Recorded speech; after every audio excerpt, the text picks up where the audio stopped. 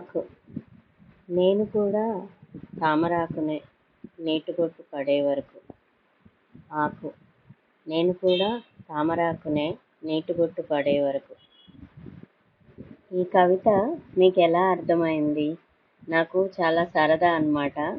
Either background చెప్పడం కానీ లేకపోతే ఎలా అర్థమైంది అని చెప్పడం కానీ. సో కొంచెం టైం తీసుకోండి. నేను తామరాకునే నీటి బొట్టు పడే వరకు అంటే అర్థం ఏమై ఉంటుంది అని నేను మీకు మళ్ళీ చెప్తాను, ఈ వీడియోలోనే చెప్తాను.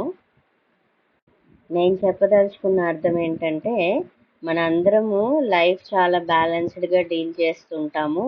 అంత బాగుంది అని అనుకుంటాము, మనకు అన్నీ తెలుసు, మనం ఎలా అయినా చేయగలుగుతాము అని. కానీ నీటి బొట్టు పడే వరకు అంటే నిజంగా మనకి ఆ ఎక్స్టర్నల్ ఫోర్స్ ఏదైతే ఉందో, అంటే ప్రాబ్లమ్స్ కావచ్చు, లేకపోతే ఏదైనా మనల్ని కదిలించేది కావచ్చు, అలాంటిది కనుక మన జీవితంలో ఎదురైతే అప్పుడు మనకు తెలుస్తుంది మనం మామూలు ఆకులమా తామరాకులమా అని.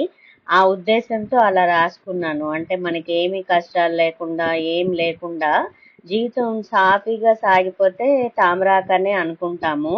కానీ ఆ నీటి బొట్టు అనేది పడినప్పుడు మనకు అర్థమవుతుంది. ఆ నీటి బొట్టు అనేది ఒక బంధం అవ్వచ్చు, అంటే ఎవరి మీదన్నా ప్రేమ కావచ్చు, లేకపోతే మనం జయించలేని కష్టాలు కావచ్చు, ఏదో ఒక రకమైన మనం ఓవర్కమ్ చేయలేని ప్రాబ్లమ్స్ ఏమన్నా కావచ్చు, లేదా అలా అనుకునేవి కావచ్చు.